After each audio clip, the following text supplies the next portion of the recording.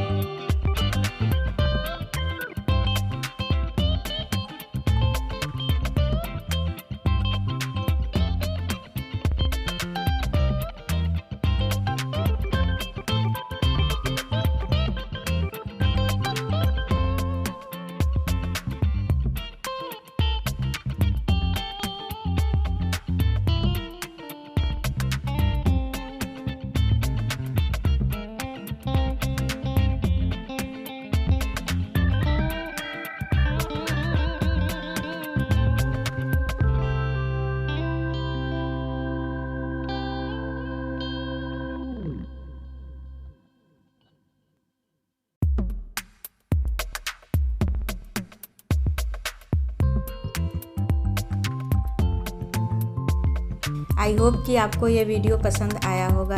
अगर आपको वीडियो पसंद आया हो तो एक लाइक तो बनता है। आप इसे अपने दोस्तों के साथ शेयर भी कर सकते हैं और अगर पहली बार चैनल पे आए हैं तो इसे सब्सक्राइब कर लीजिए। साथ ही आप मुझे फेसबुक और इंस्टाग्राम पे भी फॉलो कर सकते हैं। Thanks for watching.